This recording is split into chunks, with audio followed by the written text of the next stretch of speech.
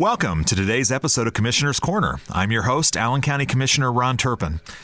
One of the first people that I met when I moved to Northeast Indiana 30 years ago, it seems like yesterday, was our guest on today's program. Over the course of these years, we've not gotten older, we've gotten better. Our families have grown, our careers have varied, and we have remained friends. He has had a successful business career. He's run for public office, and now he leads one of the largest counseling nonprofits in the state of Indiana. To talk about these and a number of other topics today, we are going to go the gamut today. I am pleased to have with me the CEO of Lifeline Youth and Family Services, Tim Smith. Tim, welcome. Well, thanks, Ron. So good to be here. Thanks for having me. Oh, no, it's a pleasure. I've been wanting to have you since the first show, so this is exciting to have you with us today. As in every show, one of the things that we start with first is a chance to have the audience get to know our guest, really to share their story. And you have really had a fascinating journey, you and Ange, over the years, and I doubt many people know that. And so can you share some of your story with us? Yeah, well, thanks. Happy to. My parents were both from Michigan. My dad was a very successful farmer. My mom came from a broken home, an abusive home. Mom thought she was marrying a farmer, which she did until Dad called him into the ministry. He made his way to Fort Wayne Bible College. That's how we got here. 1964, I was born 4 years later. He went to Dallas for seminary, and so of all the churches in America he could find when he got out of seminary, he found one in New Haven. So that brought us back to New Haven, and that's how we started. Went to New Haven High School, went to IPFW, eventually went to IU Law School in Indianapolis by way of some political jobs, Ron. Managed Paul Helmke's campaign, worked on a congressional campaign in 1990. Did an internship in the Bush Quayle White House, which was fun along the way. Got married just before law school, had our first child, first year of law school, second child, second year of law school, third child, third year of law school. All my wife's idea, I can promise you that. Worked full time. Graduated, came back, and took my first job out of law school with a company called MedPro Group, which is a big white building on the northeast side of town. Stayed there for 25 years. So in a nutshell, that's the story. We ended up with 5 kids today, all of whom are adults, all married. They all live here in Allen County, and they have given us 19 grandchildren. Yeah, every time I talk to you, Tim, there's always an extra grandchild. So last time we talked, it was 17. So yeah. That might be right. We feel like we're the most blessed people in the state. Yeah. So a fun factoid for us is that I met you in law school. So you, my wife, and I went to law school together. So Tim is 2 years older than I am. My wife's 2 years older than I am. And it happened to be that you guys started law school together. My wife ended up going part-time to law school. And so, which means that she and I graduated at the same time. However, she knew you, right? Yeah. And so it's an interesting piece that when Kathy and I were getting ready to graduate, we knew we were going to get married. And I thought I'd go back I grew up in West Central Indiana. So I had a job in a law firm there. And interestingly enough, that job, the partner decided not to leave. And so my job was gone overnight.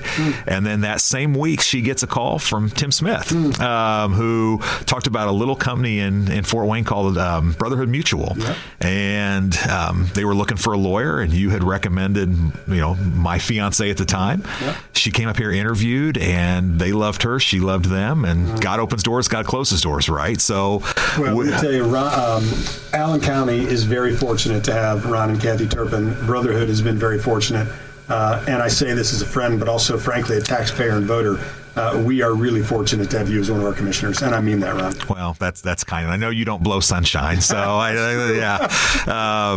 But it's one of those things that, honestly, some people don't realize that. So before we got married, my wife moved here to start her job. I was doing criminal trials, clerking for a judge in Indianapolis, and we were doing murder and death penalties. And so I was doing a death penalty trial at the same time Kathy was here. She actually lived with Tim and Ange Smith, and their brood of babies at the time. That's right. So we've obviously known Tim and Ange for a long, long time. And so been deep friends all these years with that. So talk us about a little bit about your professional background. So you are an attorney, and you spent your career at MedPro, and you did a lot of things, legal and non-legal, both, right?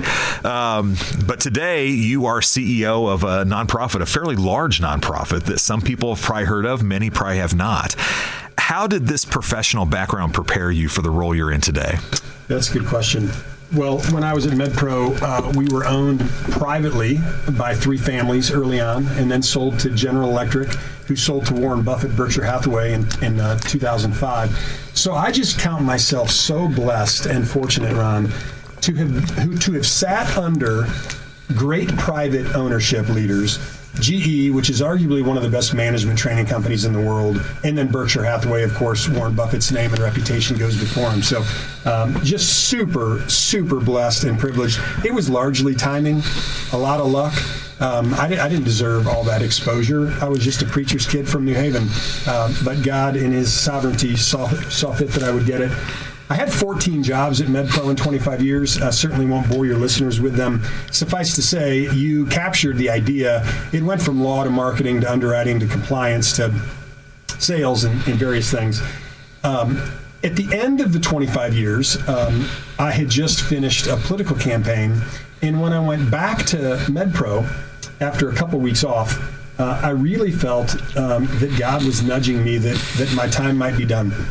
And I met a guy during the campaign who was at the time the essential founder, but CEO, long-term, 30-year CEO of this nonprofit. He eventually asked me to join the team to share some of my business acumen with this growing, thriving nonprofit.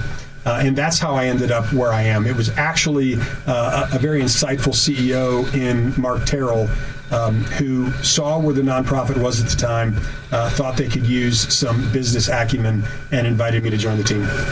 So the race that you talked about that when you came back to MedPro was the mayor of Fort Wayne. We'll talk about that in a little bit as well.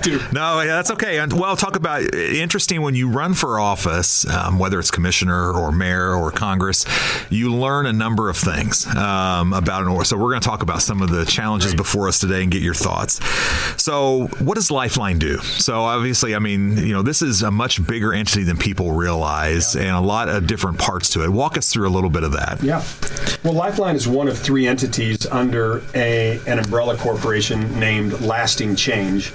Lasting Change is a third-party management service provider, 501c3, that supports these three subsidiaries, one of which is Lifeline. It's the largest. The second is Pearson Woods Academy in Spencer Home. It's a residential ministry. And then Crosswinds. You introduced me as the CEO of Lifeline, which is true. Lifeline has about 300 employees, and we are the largest provider in the state of Indiana for mental health services to clients of the Indiana Department of Child Services. DCS is our primary payer. So we have right now 1,800 open referrals, 1,800 different families across all 92 counties who we're helping. Oftentimes, DCS gets involved with the family when an adult has possibly made a bad choice, Ron. Some of those choices are really bad, and children are suffering. And so the Department of Child Services comes in and says, this family needs this sort of help. It may relate to domestic violence or substance use disorder, all kinds of things, educational attainment. And so they contract us to go into those homes and provide those services to both children and parents. That's what Lifeline does. It's the largest in the state. The residential facility is also one of the largest in the state, actually. And between the two, if you combine them, we are the largest provider of government mental health services statewide. And you alluded to it, we're kind of Fort Wayne's best kept secret. Our office is on Illinois, but only a small percentage, 1% of our business is from Allen County and Fort Wayne.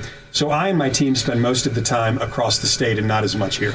So you also do like workplace counseling too, correct? We do. So our third entity is called Crosswinds Counseling.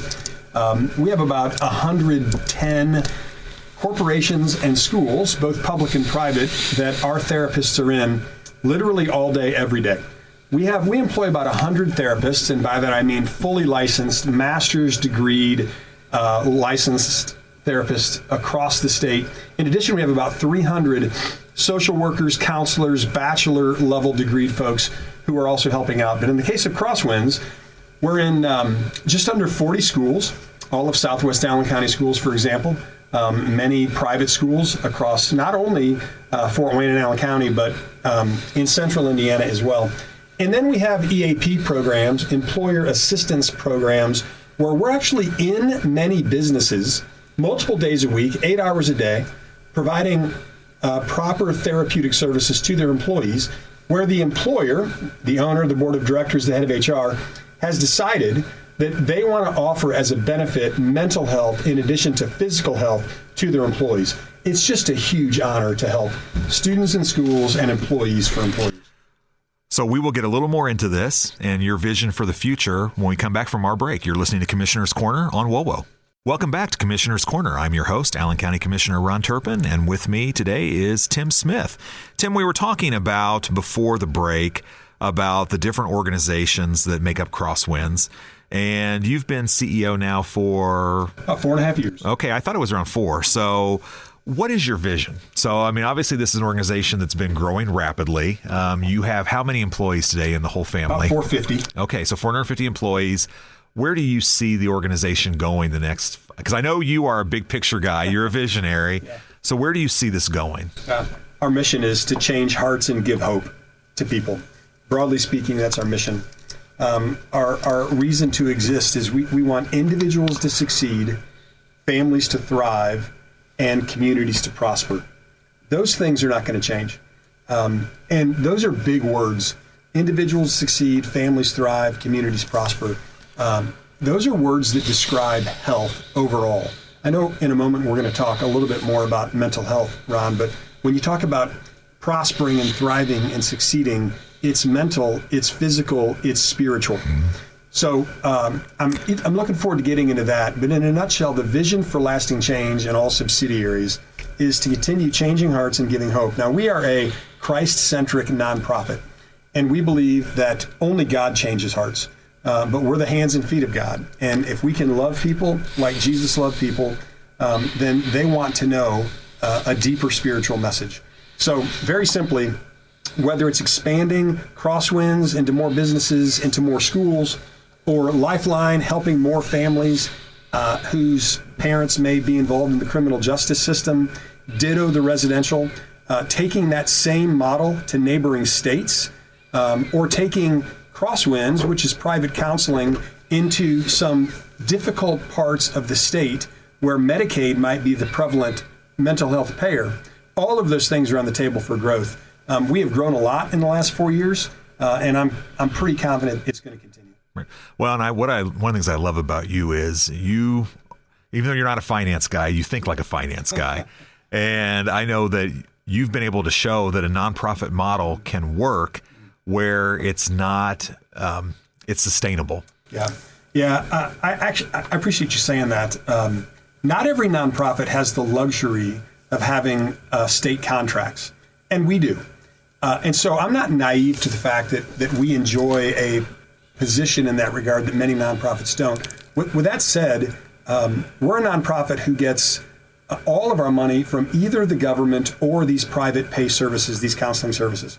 And I think that as a model, Ron, is an available model to every other nonprofit. Every nonprofit leader I know wants to spend far less time raising money and all their time helping people. Well, nonprofits need to adopt a financial engine that allows them to do that. I have a lot of ideas in that regard. I talked to many of our nonprofit leaders about that. And frankly, I'm optimistic that many of the larger ones are thinking more along those lines and going forward. Maybe there will be less fundraising and more services provided. So we mentioned a little bit about mental health, and this is one of those issues that as commissioner, we have a state responsibility. We have to devote at least $3 million a year to a mental health provider, which in this case is Parkview Behavioral, to help provide mental health services. And some people listening today may remember that years ago we had mental health centers, so development center that was over by what was then IPFW. Now Ivy Tech is on that area. And so we don't have those today. But I've been told by a number of folks, both the judges, our sheriff, mental health professionals, that they really see us having a mental health crisis right now in our community. Would you agree with that?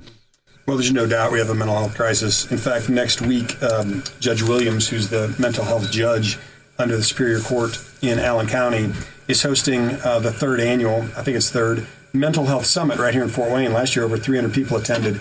And that's his attempt to pull together the leading minds, the leading thinkers to try to help. So this is not a new revelation that this is a crisis, and smart people like the judge and others have been addressing it for a while.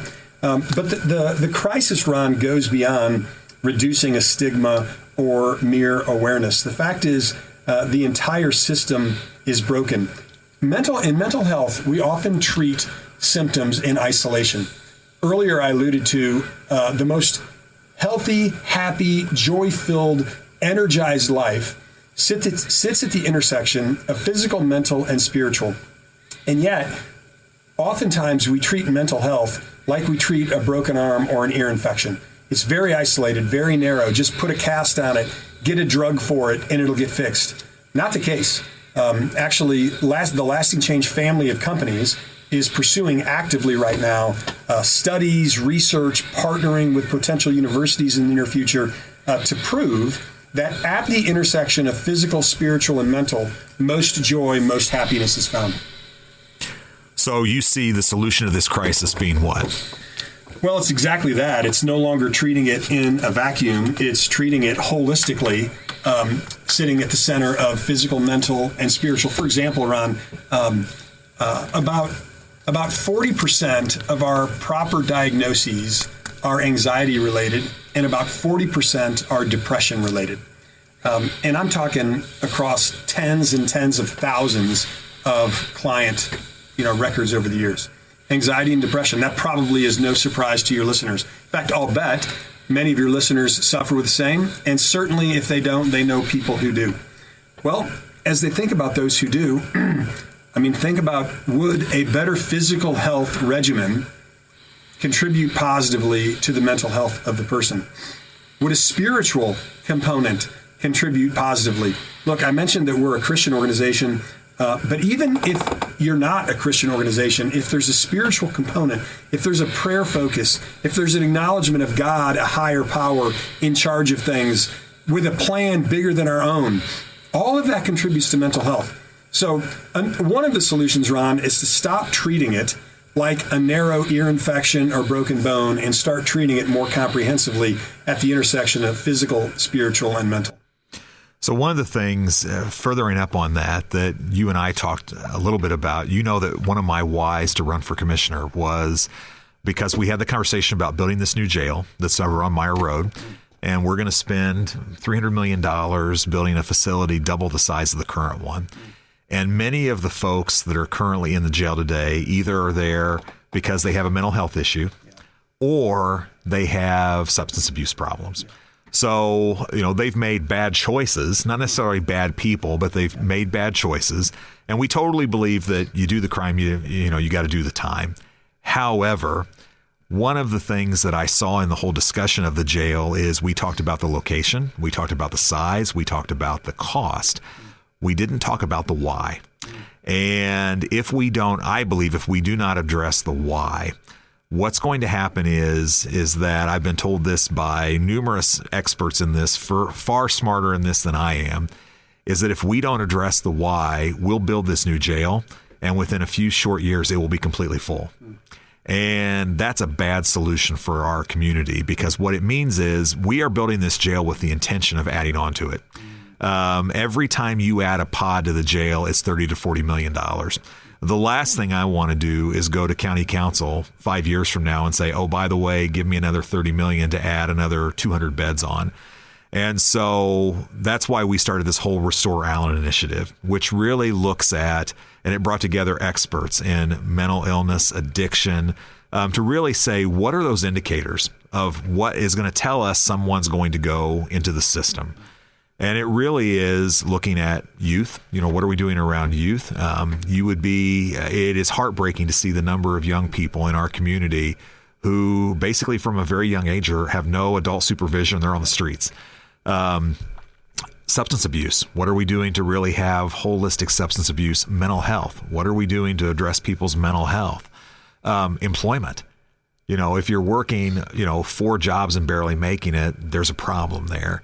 And then really housing. What do we have that housing piece? So this whole Restore Allen initiative that we've just kicked off, we're in the point of launching phase 2 of this. But it really is, if we don't address those issues from prevention, how do we make sure no one gets in the system? How do we have, during the incarceration piece, how do we make sure people get the help they need?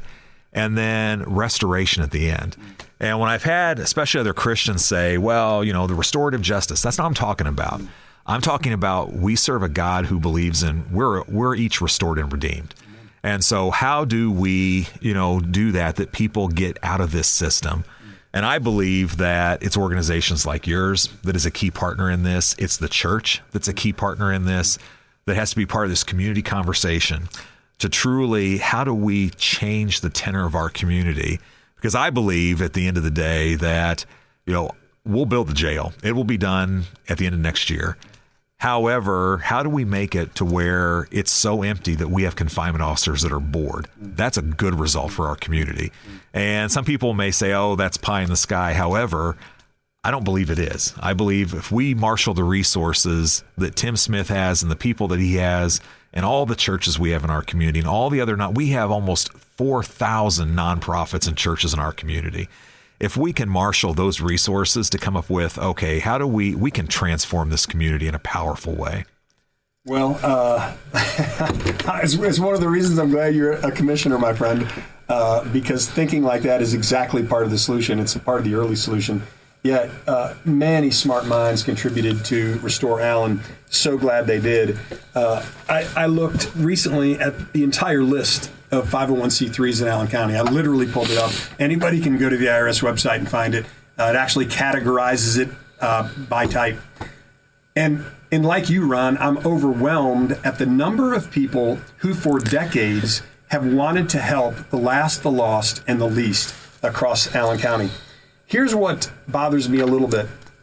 There's a book was written recently by an author, actually, who was in town speaking at the YMCA's Good Friday breakfast.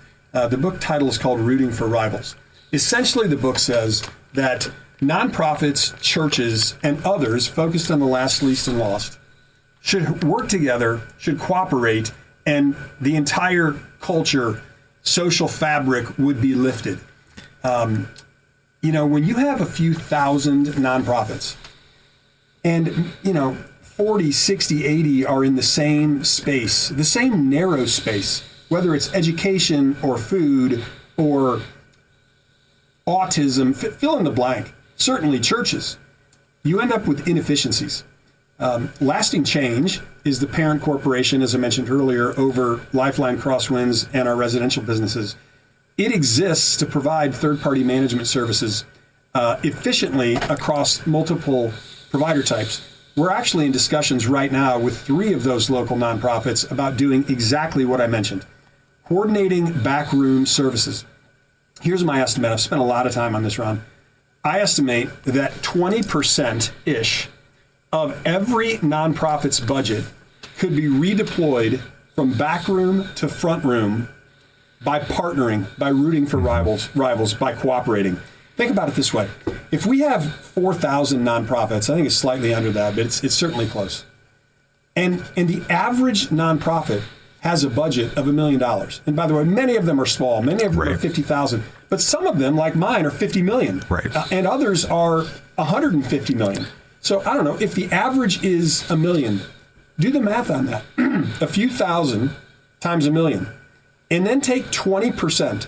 You end up with tens and tens and tens of millions, if not 100 million right here in Allen County, of money that's currently being spent to the same insurance brokers, to the same HR, IT, software vendors, to the same fill in the blank, that could be moved from back room to front room. And here's what it means for those individual executive directors of those nonprofits. Either they can spend less time raising money, and every executive director I know of nonprofits would love to spend less time raising money, by the way. Or more importantly, and I think the choice they would make, they could move money that is redundant today and wasted and not helping clients from back room to front room. So more kids could read, and more kids could get better education, and more kids could get healthier meals, more kids could live in safer homes, etc. Imagine if 20% of the total nonprofit budget, Ron, was moved from back room to front room. That's what great leadership will do. And I think that's what you're talking about. Well, and that's one of the reasons I love you, Tim, because you're one of the few people I know that is as big vision and goal as I am. And with that, we will take our next commercial break. You are listening to Commissioner's Corner here on WOWO. Welcome back to Commissioner's Corner. I'm your host, Allen County Commissioner Ron Turpin, and my special guest today is Tim Smith. So, Tim, we talked on our last segment a lot about mental health and some of the things that Crosswinds and the family does. So I'm going to pivot into a very different area right now. So you have done your career in business. However, you have the political itch. And so you have had 2 high-profile runs for political office, Mayor of Fort Wayne in 2019 and then Congress in 2024. What was your why in making those runs? Well, my primary why was both my wife and I were convinced that it was something God was calling us to do. It was a pretty strong spiritual sense. And in our lives, Ron, when God calls you to do something, you do it. And if that would have been the only reason, that would have been enough of a reason. But regarding Fort Wayne, it was much broader than that. I've lived here since I was 4 years old, mostly New Haven, but for a long time now in Fort Wayne. And I love Fort Wayne. It's home. It's home for my wife. All 5 of my adult kids and their kids, my 19 grandkids, we're all right here in Fort Wayne and Allen County. And I love what it has been, and I've always believed it can be so much more. At the risk of sounding nostalgic, in Fort Wayne, television tubes were invented. Right. In Fort Wayne, the fuel pump, literally that pumps gas at gas stations, was invented. In Fort Wayne, International Harvester was making SUVs 50 years before SUVs were cool. Fort Wayne has a great history. It is a good place today. I think, Ron, it can be the best city in the Midwest. So it's interesting. The reason I asked the why question is I've had people ask me that all the time, is that it's hard to run for office. Sure is. Especially one that has the kind of profile that you did. I mean, because you've got, the fundraising and you've got the meet and greets and all that. And the political realm is much more difficult than the business realm. I mean, I was CFO of a $1 billion company. The work I do today, it can be more exhausting than that was. Yep. And so, the why I think always has to be, I was told a long time ago, you either run for office to be somebody or to do something. And I know your why always has been to do something. And it has to be that God calling, because if it's not that, then it will not be any fun. Yeah, it is way too hard. Few people ever do it. Those who have, no. It's a small club. Whether you've won or lost, frankly, the work required to mount a competitive campaign is so hard. Raising money's a drag. Knocking doors is fun. It was fun for me to engage people. But, a lot of people don't want someone knocking on their door. That's right. And maybe the majority of people don't want somebody knocking on their door. Yeah, it's just super hard. I remember one night during the mayoral campaign, Ron, and this won't surprise you, I had 5 events in the same night. Yep. And many nights you have 2 or 3. I do. Right? Yeah. Today I do. That's right. Yeah. I have done, I keep a track because one of my campaign goals was to be much more out there than, because most people have never met a commissioner. And so I did over 200 events last year, and I think I did my 65th last week. So for this year so far. So you're right. I mean, it's easy to you could have 3 or 4 events a night, easy. So in these runs, what did you learn? Well, I learned that many good people have served Fort Wayne and Allen County well, and the 3rd Congressional District for decades. I believe, Ron, that if you run for office, generally speaking, you have a really good heart. You care about the people, and you just want to do well. We certainly disagree. It's why campaigns exist. We disagree on maybe what should be done and how it should be done. But the arc of political service is to improve the lives of the people in the community. And so the first thing I learned and concluded was, I was standing on the shoulders of people who cared a lot and who worked a lot. But, you also don't run unless you think it can be done better. Right. So I believe during those campaigns that many things could be done better. And I still believe that today. The same is true in business, Ron. I mean, as a CEO of a pretty big organization, I look at my competitors all the time and ask, what are they doing better than us? How are they serving their clients better? How are they more efficient? How are they squeezing more cents out of every dollar? That's what I think every elected official should do. And that is a very different mindset in government. I will say that. I hear your name all the time mentioned, when they talk about, the mayor's race next year or this and that. You got another run in your future? Right now, I do not have another run in my future. Okay. And if that sounded definitive, that's because it is definitive. It is, I don't know, the word you used, the adjective was big or hard or, a Fort Wayne mayor's race is a big campaign for a big office. U.S. congressional race, big campaign for big office. Every campaign's hard. But the bigger the office, the larger the budget, the more it requires. And I really believe, look, I guess I should have said, if God calls me to do it again, I'll do it. But I'll tell you what's changed.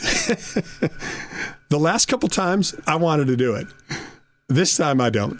And so there's a story in the Bible regarding a character named Belshazzar. And it's kind of one of the weirder stories in the Bible where there's a hand that appears and this hand writes something on the wall. Yeah. The book of Daniel, by the way. Okay, the book of Daniel. Thank you. More of a theologian than me. I would never put on God that he needs to get a Sharpie out, but it would help. That's all I'm saying.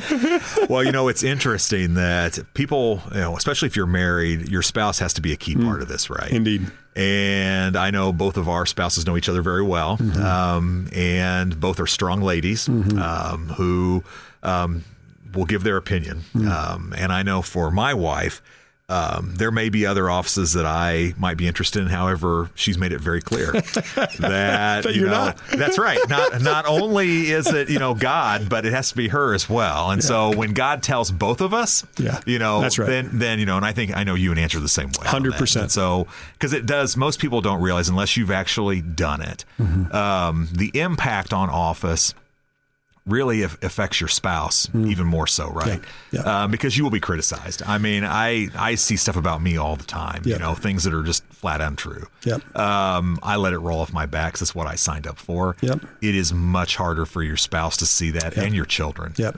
Because they want to defend, right? Same as you would if it was someone said about your wife. No doubt. I will distinguish local from federal in one way. When I ran for mayor, almost all of the money, well, in my case, literally all of the money that I raised came from Indiana, probably 90% of it from Allen County and maybe 10% from central Indiana. In the congressional race that I ran, 7 candidates raised about $2 million over the course of a year and a half of campaigning locally. 7 super PACs from Washington, D.C. dropped over $5 million on the race run in the last 5 weeks. Right. That was a sad reality for me. I knew that, national forces cared, obviously, about a congressional seat. I did not appreciate that only a handful of super PACs and dark money, which is, a buzz phrase in politics, but true nonetheless because of federal campaign reporting requirements or the lack thereof, would get so involved. It's just a very different thing, local versus federal. It is. Well, with that, we will take our last commercial break, and then we'll get into some things about the city of Fort Wayne in the future. So you're listening to Commissioner's Corner here on WOWO. Welcome back to Commissioner's Corner. I'm your host, Allen County Commissioner Ron Turpin, and with me today is a good friend and our special guest, Tim Smith. So, Tim, we were talking about your race for mayor last time, and obviously in that race, you learn a lot about the city, about government. You run a large not-for-profit that's obviously heavily involved in how government works. So you come from a unique perspective, and I love that you're a big thinker and you're not satisfied with status quo. Things can always be better. And so one of the things that our listeners probably hear a lot about is last year, the Senate passed Enrolled Act 1, which was property tax reform. They modified it somewhat this legislative session. And so the issue with that is under property taxes, and one day we'll have a whole session just on that because there's so much complexity to it. But essentially what that does is that as you start getting residential more credits, it reduces income to local government. And so you're seeing some of that right now in the city of Fort Wayne. However, over the course of the next few years, the city of Fort Wayne is projected to lose between $25 and $30 million a year in revenue. If you were mayor, How would you mitigate any negative impact of that? Well, that's a question I haven't fielded in 7 years. So thanks for asking. For me, it's two things. It's the philosophy of government, and it's the way business operates a budget. So philosophically, I believe that less government is better. I believe the role of government is more narrow than it currently functions as. For example, it's clear that government must first and foremost keep people safe. Right. It's not just police and fire. It's safe roads. It's safe schools. It's those sorts of things. But in my experience, when government gets involved, efficiencies flee. I think private business is far better at efficiency optimization than is government. So number one, it's philosophical, but number two, it's the way businesses do things. So for example, I mentioned earlier that Lasting Change is a management services nonprofit providing services to 3 today and maybe 6 in the near future, other nonprofits. We consolidate back rooms, HR and finance and IT and marketing and law. When you get insurance brokers working together, when you do group purchasing, you save money. When you automate things, you save money. When you simplify and optimize processes, you save money. So Lasting Change in the last 4.5 years has cut headcount 50%, Ron. We have half as many people today serving these 3 nonprofits as we did only 4 years ago. And we did that by doing the things that I just mentioned. We looked at every process in our organization, and we applied something General Electric calls, or the Japanese called before them, Six Sigma. It's just a tool to improve process efficiency. We looked at how technology could eliminate what people are doing. There was a story only 2 weeks ago that Meta, the massive company Meta, is putting cameras over all of their coders. So every Meta computer programmer now has a computer camera over what they do that's recording every keystroke all day long, Ron. That plus artificial intelligence is going to allow Meta not only to eliminate a bunch of coders, which I understand, that's losing jobs and that's scary, but think about how much more efficient it's making the company. Nonprofits can do the same. The city of Fort Wayne needs to do the same. No, I agree totally. As does Allen County, Mr. Commissioner. Oh, no. Hey, well, some people may remember, one of the first things I did as commissioner is I brought together a small group, a couple of city council members, a couple of county council members for us to talk about what are ways we can collaborate together, what is some low-hanging fruit. We have over 1,800 employees. The city of Fort Wayne, over 2,000. Wow. And so absolutely, I agree with you that, there are definitely opportunities, and we're definitely exploring a number of those in the future. Good. So speaking of expense, one of the things, I've been CFO of 3 companies in this community, some bigger than others. And one of the biggest expenses that I've seen here is the cost of healthcare. And it is one that this truly is one of the most expensive regions in the country for healthcare. You come from a career in the medical malpractice insurance industry, so you've seen a lot of different doc practices and seen those. How do you bend the cost curve? Yeah, I'll give you a couple words. Competition, transparency, and liability. I had a knee operation only about 2 months ago, Ron. And when I went in, I had no idea what it was going to cost. And I think that's true for most people. It is. Now our company offers health insurance to our employees, and we are self-insured. So I have a unique position as CEO. I actually understand exactly what our health care costs are. I had the need to get an MRI and a CT scan before my operation. Well, I have a big deductible like everybody else has, and I have to pay for everything inside that deductible. And the surgeon said I should go get an MRI at this location. And I said, how much does it cost? And he didn't know. So I called him up, and I found out that it was going to cost $1,300. And then I called a local In-N-Out shop where it was $450. Right. So when I went in for my surgery, I didn't know what the anesthesia was going to cost. I didn't know what, renting the surgical suite was going to cost. And I actually didn't know how to even find that out. In the case of the MRI or the CT scan, I kind of knew how to do it. And so I did, and I saved myself a bunch of money. So that's transparency. Competition is competition. Competition also applies to insurance competition, which could be made available across state lines. Health insurance is highly regulated, and there are federal limitations along with state limitations. I think deregulation of health insurance regulations would be a good idea. Final point, and this is a little bit arcane, but for 25 years, I worked for this company called MedPro, which is in the medical malpractice space.